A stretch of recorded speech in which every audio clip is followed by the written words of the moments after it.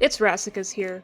So, when working with two languages that are as different as Japanese and English, there are bound to be some elements that are, to use an overused idiom, lost in translation.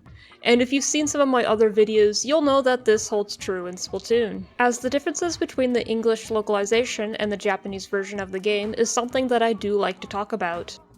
In this video, I want to discuss one character that's been changed significantly in the process of localization, the telephone, also known as Commander Tartar.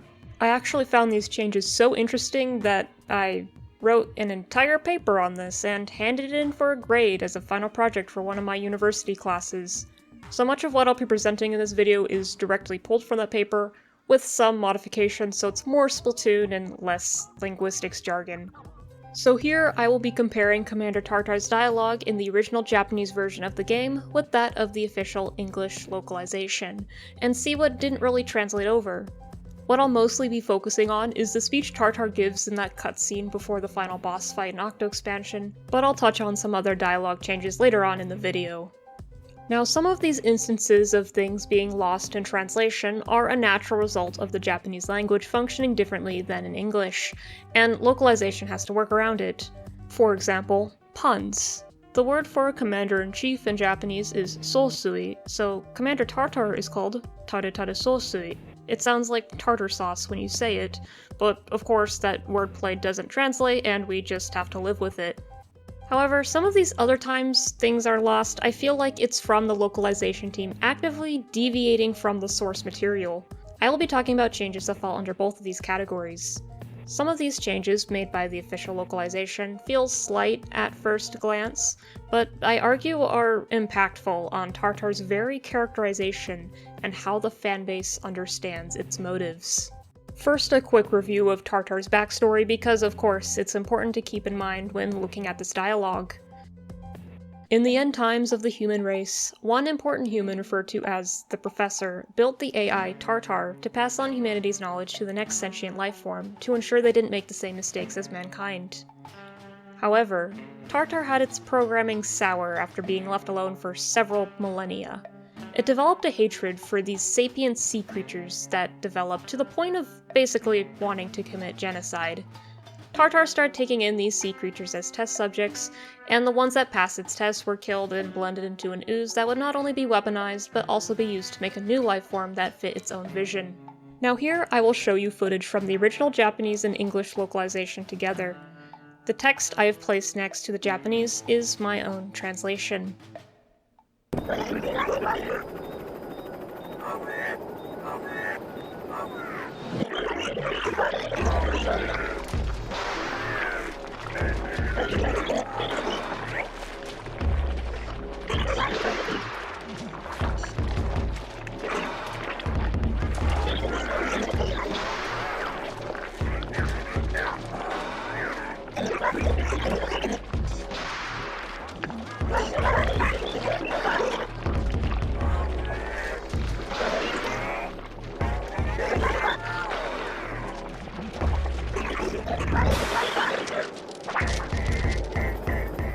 Sorry if that went by a little fast. Feel free to go back and rewatch it, but I'll be going over everything throughout this video if you don't feel like rewatching it. But I hope you've at least noticed there sure are some differences. The first thing I want to get into is Japanese pronoun usage.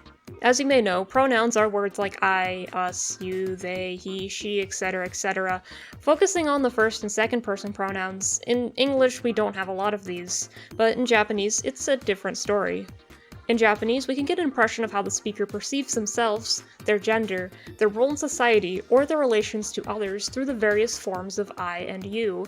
For example, atashi is typically used by young women, boku is typically used by boys or young men, and then there's some more niche ones like washi that's stereotypically used by old people in fiction. All of these would just translate into English as I. Likewise, there's ways to say you in Japanese that get chosen depending on the social status of the speaker and the one being spoken to.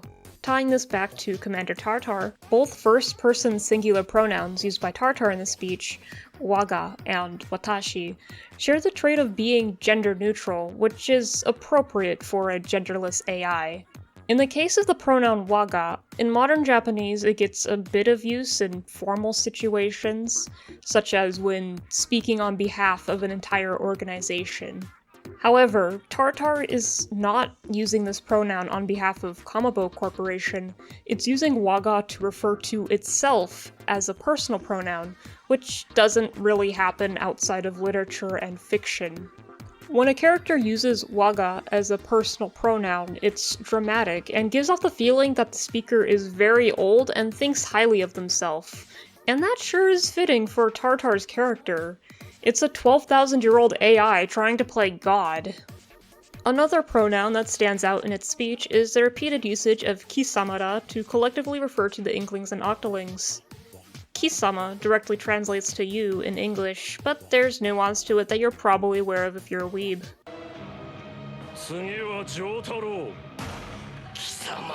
It's pretty damn rude. In English translations, this is often accompanied by insults or other vulgarities to carry the intent, rather than just being directly translated as you. In the official English localization, Tartar does outwardly express its disgust, and in the context of the story, it is actively trying to kill its addressees, so it would be hard to argue that this sense of hostility was completely lost in translation. Returning to the other first-person pronoun Tartar used, watashi, warrants taking a look at a certain unique aspect of written Japanese, how script use can affect the meaning of a word or statement. Japanese has 3 scripts: hiragana, katakana, and kanji. Kanji is not important in this video, but it's the complicated-looking Chinese characters and are the reason many people quit studying Japanese. Now, hiragana and katakana are phonetic scripts. It's like the basic alphabet of Japanese. Hiragana is the loopy-looking script that is normally used to write native Japanese words and for grammatical words, while katakana is angular and normally used to write foreign words. Every hiragana character has a direct katakana equivalent. To simplify, think of how we have capital and lowercase letters. Same sound, looks different. So from that, in theory they are interchangeable, but in normal, more formal text it doesn't happen because it can be kind of weird and it changes the vibe of the sentence. But this is something that Japanese writers of fiction can take advantage of. For example, text written mainly in hiragana can evoke the feeling of it being cute, feminine, and childish, as it's the first script learned by children and was historically used by women. Likewise, and what's important here, non-standard usage of katakana can give off the feeling that something is foreign, modern, or even robotic, depending on the context in which it's used. This is due to how the script is normally used to write loan words. One notable example of non-standard katakana use in Splatoon is the speech of the Octarians, which is written entirely in katakana to show the Octarians are speaking a foreign language. Going back to Commander Tartar, the first-person pronoun watashi is normally written in hiragana or kanji, but when Tartar says it, it's written in katakana, which seems to evoke a robotic feeling. To further play into this, Tartar has another distinct quirk in its dialogue, where the last 2 characters are always written in katakana, when it would normally be written in hiragana. So having only some of Tartar's speech in katakana makes it feel somewhat robotic, versus if all the text was in katakana it would feel completely robotic. Being only somewhat robotic is fitting for Tartar. Like, yes, it's an AI, but it's also seemingly capable of feeling, or at least being affected by loneliness. Plus, if it's going to trick some test subjects, it's gotta sound personable to some extent. There's actually an exception to this I found where Tartar does speak entirely in katakana and kanji, and that's when it's being super robotic when it's about to smoothie up 8 and the captain. So yeah, that's how script use and pronouns in written Japanese can affect the feeling behind a sentence or an entire character, and it often doesn't translate into English too well, if at all. I'm going to talk more about that later, but moving on for now. One minor visual thing present in the Japanese version that was quote-unquote translated into the official English localization differently was an indication in the text that Tartar was yelling. In these instances in the Japanese version of the speech, the font size is increased. Meanwhile, in English, only capital letters are used to indicate this without the font size getting bigger. To me, this is kind of a loss, as I feel like the larger font has more impact, but I feel like this change was due to technical limitations, as more characters can fit per line in Japanese script compared to languages that use Latin script like English. So that's it for the minor changes to Tartar speech that are more so due to Japanese just being different. Now for the more major changes. I think one of the most important things I want to look at in the speech is how with just a few lines and the omission of a few words, the English localization builds up Tartar's character differently than in the Japanese version. One key instance of this is here. The "you wage war over minor genetic deviations, you obsess over trivial fashion choices" part. Between the two languages, Tartar chose different aspects of Inkling society to criticize. While the change is trivial at first glance, I think the English localization carries a different implication. Looking at the English localization first, both points are valid criticisms of the society of Inkopolis. You wage war over minor genetic deviations is in reference to the Great Turf War 100 years prior to the events of the story, dividing the Inkling and Octoling races. As for the trivial fashion choices, being stylish is a core feature of the game, and the Inklings do indeed obsess over fashion. However, what the English localization chose to make Tartar criticize about the Inklings seems to be intentionally worded in a way that could apply to our human societies. I'm not going to get too deep into this here, but a key thing I have noticed is that throughout the game's story, the English localization inserts allegories to real-world racism that were not present in the Japanese version. This is likely for the sake of cultural relevance for Western audiences. The choice made by the English localization team to have Tartar point out war over minor genetic deviation seemingly ties into these racism allegories they have added into the story. However, this change results in the audience coming to one of two conclusions about Tartar. The first of these is the idea that Tartar resents the Inklings because they have made the same mistakes as mankind, and therefore it resents humans too for those very mistakes. The second is that Tartar, while possibly holding respect for the long-extinct human race, fails to recognize the irony in its statement. The Japanese version differs in that what Tartar points out are two traits that have been specifically attributed to the Inklings in the context of Splatoon's world. Tartar's first criticism is directed towards pointless turf wars. In the Japanese version of the game, when the word nawabari, turf war, is written in katakana, it's exclusively in reference to the kind of colorful ink battles that we play in the game. As for Tartar bringing up how they live according to their own desires, this ties into how the Inklings are canonically hedonistic. While hedonism is something humans engage in, I would argue it's not so broadly applicable as Tartar's English quote of obsessing over fashion choices. After all, Splatoon encourages us players playing the game to have fun with our player characters' trivial fashion choices, not to follow in the footsteps of the Inklings' pleasure-seeking lifestyle.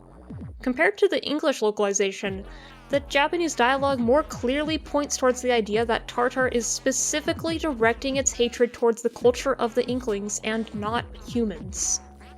This is further supported by other parts of the Japanese dialogue that were changed or omitted in localization, namely in the final 3 lines of dialogue. What's noteworthy here is that in Japanese, Tartar more explicitly reveres the human race, evident through its use of sozoshu in Japanese, which I've translated here as creator. This word tends to refer to a singular, all-powerful creator, like God, in monotheistic religions. Tartar also seeks to create the seeds of a new breed of human beings. These references to humans are absent in the English localization.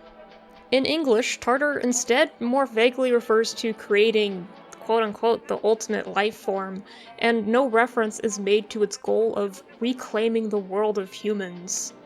So while it is true that Tartar was built to stop the next intelligent life from making the same mistakes that humans did, and it has developed a hatred towards the Inklings and Octolings for not living up to its standards, the Japanese version makes it more clear that Tartar's mind is corrupted to the point where, despite this, Tartar reveres the human race. But in English, that important part of its characterization is lost, to the point where its speech could be interpreted as it hating humanity. That's a huge difference. Now that I've basically gone over all the dialogue from the speech, I gotta shill something.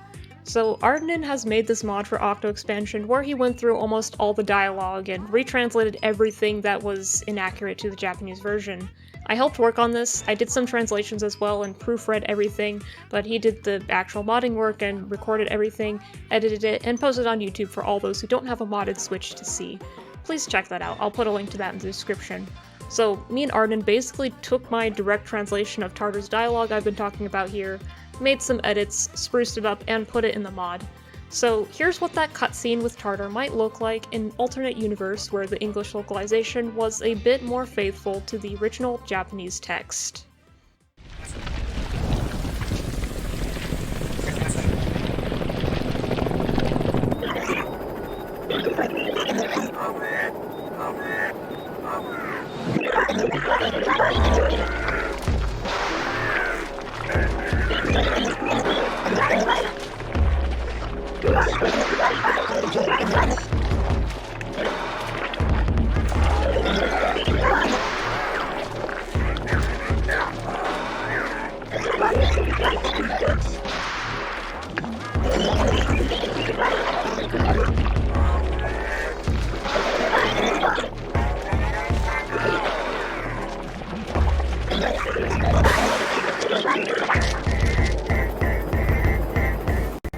Isn't that pretty cool? But that clip leads to the question of, why was all the text in that mod in square brackets? To get into that, I need to talk about a big localization thing that I haven't touched on yet. Contemporary speech mode. This contemporary speech mode is riddled with wacky, antiquated slang, and it is exclusive to localization. Specifically the North American localizations. It seems the European localizations didn't include this. I feel like some people found this annoying. I'm kind of mixed about it. On one hand, I wish they didn't deviate so far from the Japanese version in terms of meaning, but on the other hand, I do think it was a creative localization choice. From what I understand, other localizations translated pretty directly from the Japanese version here, but there is one thing that is lost in those localizations that I think the English translation was trying to capture through the contemporary speech mode. And that is the weird roboticness of Tartar's Japanese speech. Remember how I mentioned earlier that Tartar's dialogue has weirdly placed katakana? Yeah, before Tartar's serious final speech, the weird katakana placement is even more prevalent and random. Most non-English localizations ignored this subtlety because there doesn't seem to be a widely, culturally understood equivalent to it in Latin script, and it seemed to work out fine. Although I've heard some complain that it sounds a little boring. But the English localization took the route of rewriting the dialogue. By having Tartar suddenly switch into a different, unnatural way of speaking in English, it makes it feel like, yeah, this is a machine, it's an artificial intelligence and not just a robot, and there's something off about it. So kudos to NOA for that extra effort, but again, there's the issue of accuracy. So what if you wanted to capture that weirdness through Latin script without losing accuracy? A typical way to render robotic speech in English would be to put everything in all caps. There's moments of this in localization, but only at times where Tartar is supposed to sound completely robotic or when it's yelling. Another way robotic speech is rendered in English is by putting it in a different font, but that's not an option here. For the fan translation mod, Arden came up with what I think is a brilliant solution to this problem by taking inspiration from this little freak from the game Deltarune. The way Spamton speaks in all caps mixed with commercial sound bites and brackets feels unnatural, chaotic, and glitchy. Toning down the chaoticness and typos, I feel like Arden's choice of rendering our decaying AI speech like this works great. So that's why Tartar is talking in brackets here. I'm not trying to say this is the thing the Nintendo of America translator should have done here, and frankly, I don't know if we would have come up with this solution if Spamton didn't exist at the time of this mod's creation. So this is why I think contemporary speech mode exists. The localization teams were put in kind of a difficult place when it came to how to render Tartar speech in a way that's faithful to the tone and meaning of the Japanese version. Nintendo of America went through the higher effort route of rewriting it to try and capture the feeling of it, at the cost of the actual translation of the content being looser. One last thing I wanted to throw in this video that I wasn't sure where else to talk about is a piece of dialogue I've mentioned in previous videos, but in case you haven't seen it, there is a line where Tartar asks 8, "Are you ready to join something bigger than yourself?" which suspiciously parallels something Mr. Grizz says at the end of the tutorial, which led to tons of theories about Kamaboko and Grizzco being connected, or Tartar and Mr. Grizz being the same entity. Yeah, that parallel is absent from the Japanese dialogue. Nintendo of America literally made that up. With that, I want to finish off by saying that I'm not trying to bash Nintendo of America's localization.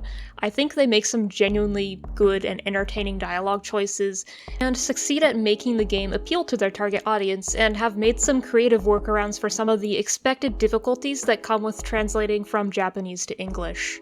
But with things like the bigger than yourself dialogue I just mentioned, and all the changes in Tartar's grand speech, removing the very important implication that Tartar reveres mankind, ultimately, I wish the English localization team would stick to the script more often. These deviations from the source material have caused confusion among English-speaking audiences, and have muddled people's very understanding of Tartar as a character and its motivations. I'm praying maybe this won't happen in future installments of the Splatoon series, but we'll see about that. If you sat and listened to all of this, well, congrats. I hope you maybe learned something about Japanese linguistics through this Splatoon video. So yeah, thank you to my patrons for your direct support, and thank you guys for watching. And again, please check out the Splatoon retranslated mod on Arden's YouTube channel if you want to read the rest of Tartar's retranslated dialogue. A lot of hard work went into that. So I guess Splatoon lore class is dismissed for today, and I will see you in the next video.